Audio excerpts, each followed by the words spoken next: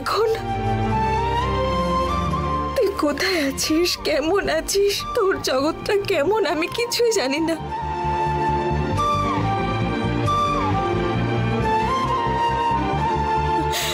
তোকে আমি এমন ভাবে আগলে রেখেছিলাম যাতে তোর কোনো রকম কোনো কষ্ট না হয়, কিন্তু এখন রোদ ঝড় বৃষ্টি আর বাজের মাঝেই তোর জীবন চলছে।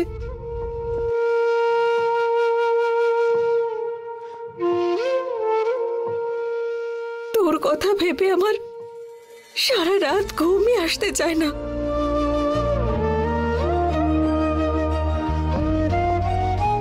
কতবার আমি এটাও ভেবেছি যে তুই যেখানে আছিস সেখানে আমিও চলে যাই,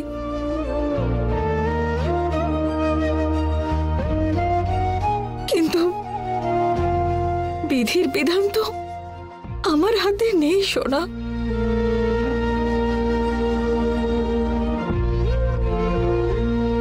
ভগবান আমায় যেদিন কাছে ডাকবে সেদিনই আমি তোর কাছে যেতে পারবো।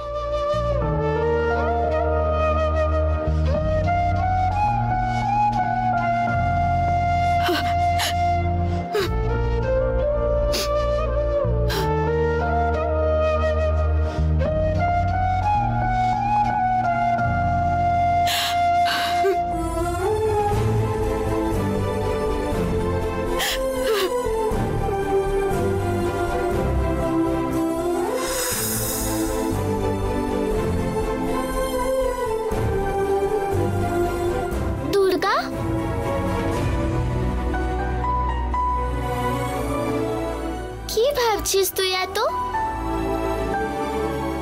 মা কত ভালো না, তোর মতো ভালো মিষ্টি মেয়ে নেই বলে সব মায়েরই তো খুব কষ্ট হবে রে। তাছাড়া তুই মারা যাওয়া অবধি আমি তো তোকে দেখিনি, আমিও তো তোকে ছেড়ে থাকতে পারি না। এরকম হলে তোর নিজের মা তোকে ছেড়ে কি করে থাকবে বল? কষ্ট তো হবেই। মা তুই দূরে আছিস বলে যে কষ্টটা পায় সেটা কাউকে বলে না মা, শুধুমাত্র নিজের মধ্যে চেপে রেখে কষ্ট পায়। কি বলি বল, আমিও মাকে খুব ভালোবাসি, সেই জন্যই কখনো আরেকবার জন্মানোর যদি সুযোগ পাই, আসলে আমি অন্য কারোর শরীরেই যেতে পারছি না। আমায় জন্মাতে হলে আমি মায়ের সন্তান হয়ে জন্মাবো, তাতে যত জন্ম লাগে লাগুক, আমি অপেক্ষা করব।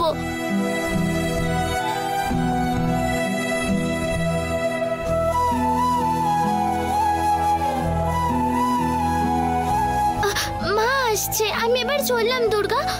হ্যাঁ হ্যাঁ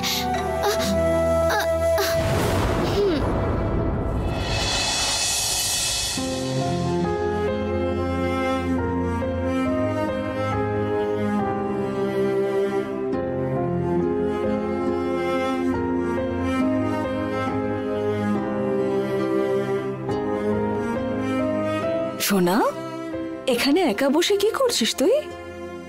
আমি আর কি বা করব, কারোর সাথে কথা বললেই তো তুমি যে তুই ওদের জ্বালাতন করিস না, উমার মতো ভালো মেয়ের মতো শান্ত হয়ে বসে থাক।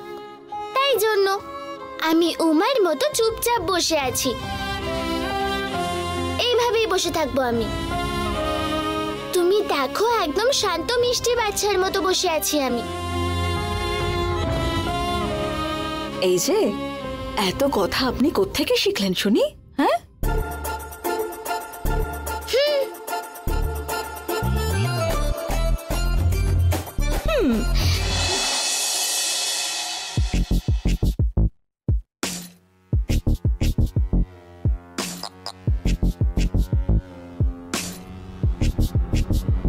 সায়নদা, ওটা জানতে পেরেছো?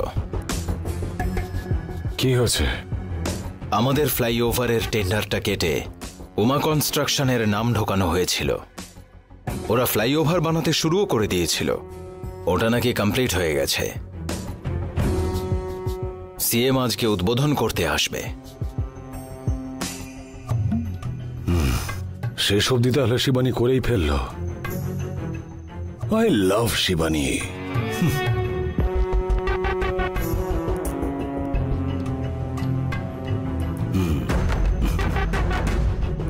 কি বলছো কি সায়নদা, তোমার মুখে এসব কথা? একটা কথা সত্যি রকি, আমরা যখন কাউকে হারানোর সিদ্ধান্ত নিই কিন্তু হারাতে পারি না, তখন আমাদের ভীষণ রাগ হয়। তাদের হারানোর জন্য নতুন করে চেষ্টা করি আমরা, কিন্তু সেই চেষ্টাও যখন ফেল করে যায় তখন ভেতরে ভেতরে আরো রাগ বাড়তে থাকে। আর শেষে তাদের ক্ষতি করার সমস্ত পরিকল্পনা যখন নষ্ট হয়ে যায় তখন সেই রাগটা ভালোবাসায় কনভার্ট হয়ে যায়। অন্য কোনো রাস্তা না পেয়ে মানুষ শত্রুকে সবসময় ভালোবেসেই ফেলে। ওটা যাই হোক দাদা, তোমার লজিক আমি বুঝতে পারছি না। বিষয়টা সেটা নয় রকি। রাবণ রামের কাছে হারার পরে রামের যুদ্ধ করার নীতি দেখে রাবণ বলেছিল রাবণের মতন বীর, এমন পরাক্রমী শত্রুর সম্মুখীন সে কখনো হয়নি। ঠিক সেইভাবেই রামও রাবণের প্রশংসা করেছিল। জীবনে সব সময় যদি কখনো শক্তিশালী শত্রুর সম্মুখীন হয় তাদেরকে হারানোর ইচ্ছেটা মনে মনে বাড়তে থাকে, তখনই জন্ম নেয় সেই ভালোবাসা।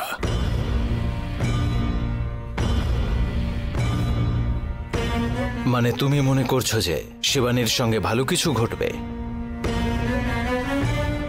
ও এইভাবে বড় হয়ে যাক তুমি বলছো?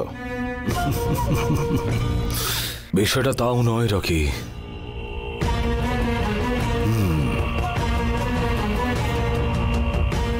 আজ আমি হয়তো ওকে হারাতে পারছি না, কিন্তু একদিন না একদিন এই আমি ওকে অবশ্যই হারাবো।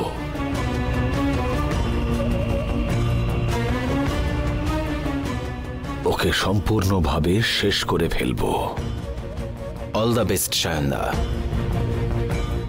কোনো সমস্যা ছাড়াই ও যে এই ফ্লাইওভারটা বানিয়ে ফেলতে পেরেছে সেটা আমি সহ্য করতে পারছি না।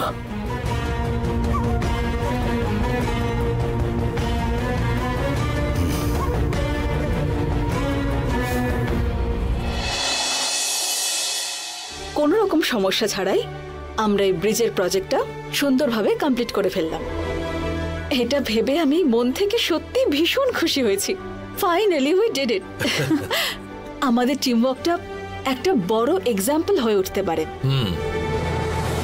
আমি জীবনে অনেক ধরনের বিজনেসই করেছি, কিন্তু কনস্ট্রাকশন বিজনেসে এই প্রথমবার একটা প্রজেক্ট করলাম আমি। তার চেয়েও বড় কথা, ডেডলাইনের আগেই এই প্রজেক্টটা শেষ করতে পেরেছি আমরা। Really great. প্রত্যেকটা বিজনেসের আগে কখনো আমার বাবা বা কখনো দাদা ইনিশিয়েট করতো, আর ওরাই প্রজেক্টটাকে কমপ্লিটও করতো। কিন্তু এটাই আমার প্রথম কনস্ট্রাকশন প্রজেক্ট যেখানে আমি নিজে ইনিশিয়েটিভ নিয়েছি আর নিজে নিজেই কমপ্লিট করতে পেরেছি। এটা আমার কাছে প্রথম সন্তানের মতো। গভর্নমেন্ট এই প্রজেক্টের ব্যাপারে কি বলছে? পিডব্লিউডি ডিপার্টমেন্ট আসলে খুবই খুশি হয়েছে ম্যাডাম। কোট করে থাকা অ্যামাউন্টের মধ্যে ডেডলাইন দেওয়া ডেটের মধ্যে প্রজেক্ট কমপ্লিট হয়েছে। আপনাদের উমা কনস্ট্রাকশন সময়ের মধ্যে কাজটা সম্পূর্ণ করেছে বলে সবাই খুব খুশি হয়েছে ম্যাডাম। সেই দিন সিএম এর সঙ্গে মিটিং এর সময় আপনার কোম্পানির সম্পর্কে অনেক ভালো ভালো কথা বললো ম্যাডাম।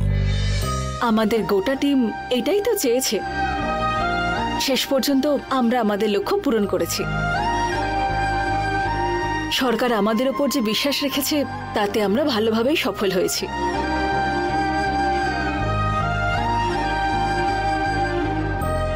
উমা কনস্ট্রাকশনের ব্রিজ বানানোর কোনো এক্সপিরিয়েন্স নেই, ওদের টেন্ডার দেওয়ার কোনো মানে হয় না যারা বলতো, তাদের মুখ বন্ধ করেছি।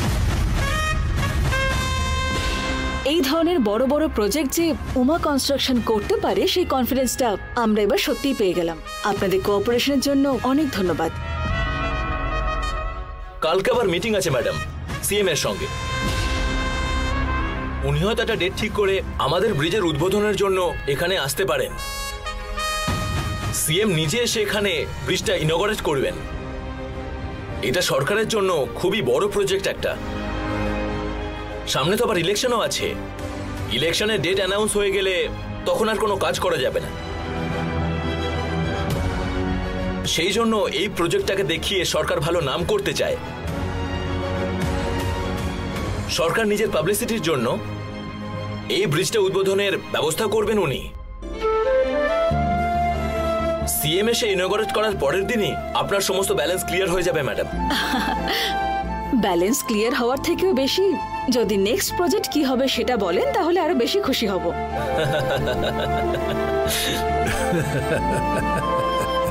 একদমই ম্যাডাম, পরবর্তীকালে কোনো প্রজেক্ট এলে আপনার কোম্পানিকেই আমরা রেকমেন্ড করব ম্যাডাম। আপনার ম্যানেজার, আপনার ইঞ্জিনিয়ার খুবই ভালো কাজ করেছেন ম্যাডাম। আমি নিজে মুখে আপনার কোম্পানির নামে রেকমেন্ড করব madam. Thank you so much sir. আমাদের কোম্পানির উপর বিশ্বাস রেখেছেন, সেজন্য আমরা চিরকাল ঋণী থাকব। মিস্টার শিবা, আমাদের কোম্পানির এমপ্লয়ীদের নতুন পোশাক দিতে চাই, তার পাশাপাশি কিছু গিফটও দিতে চাই। আর কি দেওয়া যায় সেটা আপনি টিমের সঙ্গে ডিসকাস করে ডিসাইড করে নিন মিস্টার শিবা। ঠিক আছে ম্যাডাম, ইঞ্জিনিয়ারদের সঙ্গে ডিসকাস করে ডিসাইড করব ম্যাডাম।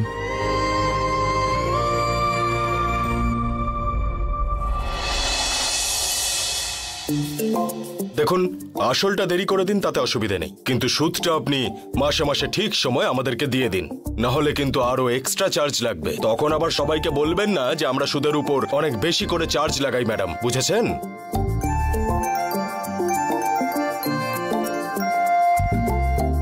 আরে ওখানে দাঁড়িয়ে আছেন কেন? আসুন।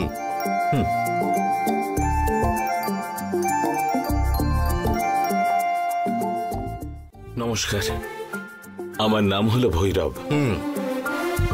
বিজনেস স্টার্ট করবার জন্য একটু পুঁজির দরকার ছিল। আপনাকে যখন কল করলাম অফিসে আসুন, ব্যবস্থা করে দেব বলে বলেছিলেন। ও, বুঝতে পেরেছি।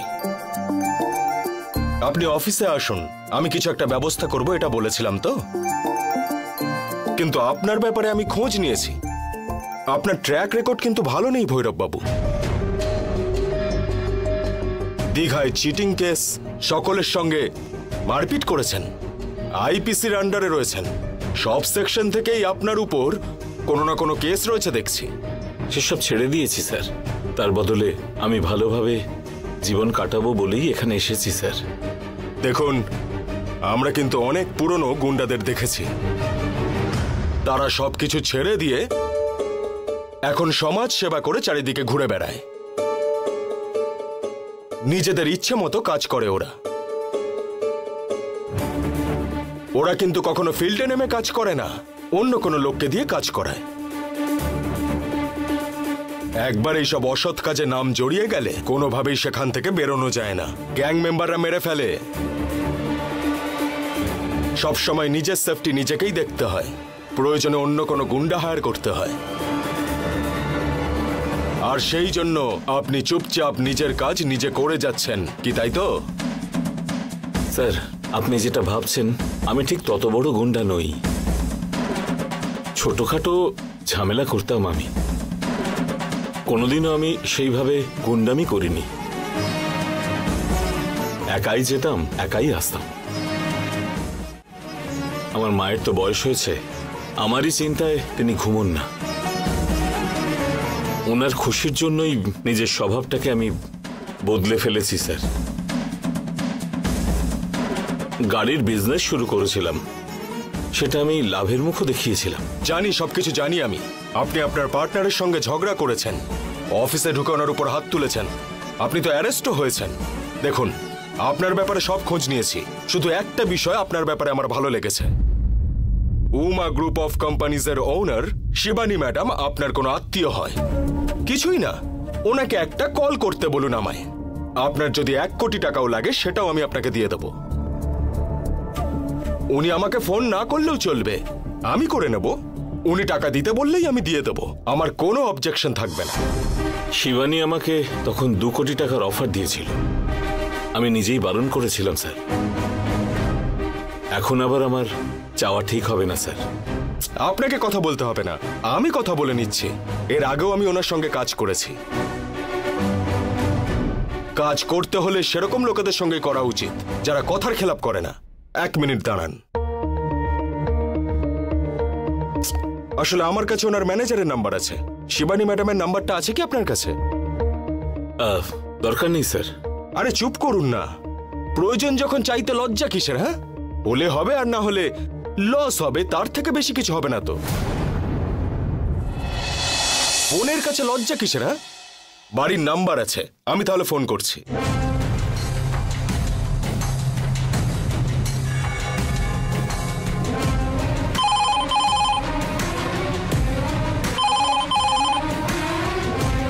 হ্যালো, আমি রঘুরাম ফাইন্যান্স থেকে কথা বলছি। আচ্ছা, শিবানী ম্যাডাম কি আছেন? উনি বিজি আছেন, আমি ওনার বাড়ির লোক। কি ব্যাপারে বলছেন বলুন।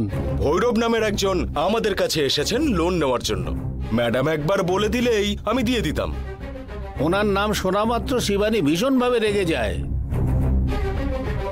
উনি যেন আমাদের বাড়ির গেটের সামনেও না আসেন, এটাই শিবানীর অর্ডার।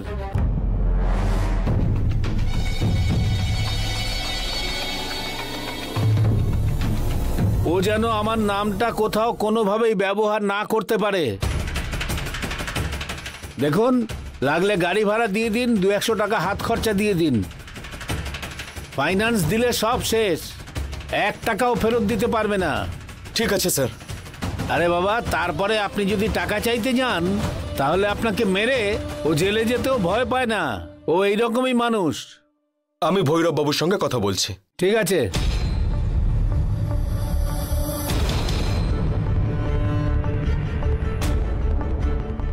সরি ভৈরব বাবু, অপোজিট দিক থেকে কোনো পজিটিভ রিপ্লাই পেলাম না। ভালোই হলো, আমি এখানে ছিলাম বলে এই ব্যাপারটা কোনোভাবে সামলে নিতে পারলাম। ঠিক আছে স্যার, এখন আমি উঠছি। ওকে।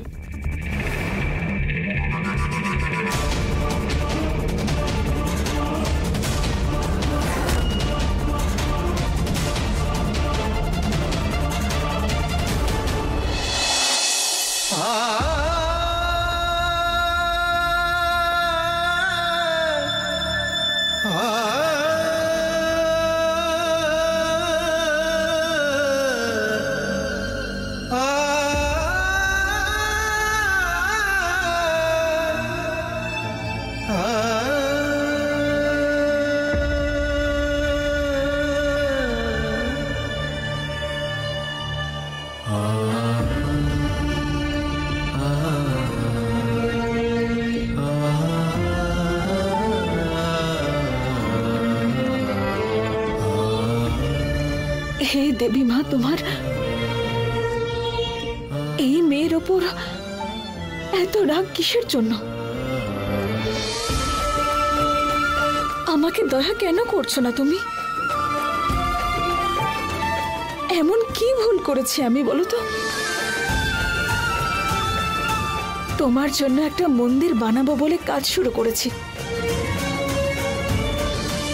তুমি নিজে জানো যে এই কাজটার প্রতি আমার কতটা উৎসাহ, আমি কত ভালোবাসা দিয়ে শুরু করেছি।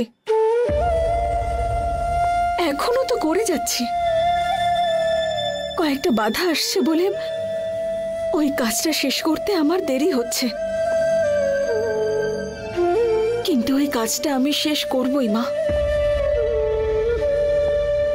আমি যদি কোনো ভুল করে থাকি তাহলে কি ভুল করেছি আমি কোনোভাবে সেই সংকেত দাও আমায়, আমি শুধরে নেব।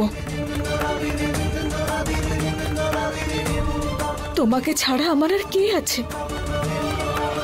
আমার বাবা মা দাদা সবাইকে তো নিজের কাছেই ডেকে নিয়েছো, আর এখানে আমার শুধু তুমিই আছো। আমি বেঁচে আছি শুধু তুমি আমার কাছে আছো বলে। ইদানিং তুমি তোমার ভালোবাসা, তোমার করুণা আমাকে দিচ্ছ না মা। যদি কেউ আমার কখনো ক্ষতি করতে চায় তখন তো আমি শুধুমাত্র তোমার স্মরণেই আসি মা। তুমি জানো না এমন কিছুই তো নেই। আমাদের কোম্পানির মেশিনারিজ নিয়ে আসছিল যে জাহাজটা, সেটা বিপদে পড়েছে। তোমাকে সেটা যেভাবেই হোক সুরক্ষিতভাবে পারে আনতে হবে। তোমার এই মেয়েকে ছেড়ে যেও না মা। এই বিশ্বে তোমার তো কোটি কোটি সন্তান আছে, কিন্তু আমার কাছে শুধু তুমি আছো মা। তোমাকে ছাড়া আমার যে আর কোনো রাস্তা নেই।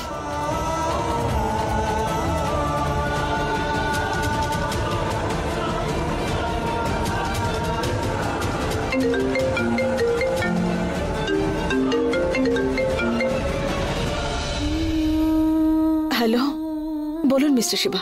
ম্যাডাম, কমল আমাকে পায়েস বানাতে বলে সবাইকে বিতরণ করুন, আপনিও খান। পায়েস বানাতে কেন মিস্টার শিবা? ম্যাডাম, বম্বে থেকে আমাদের মেশিনারি নিয়ে যে জাহাজটা সমুদ্রে ডুবে গিয়েছিল, হ্যাঁ, সেই জাহাজটা রেস্কিউ টিম উদ্ধার করতে সফল হয়।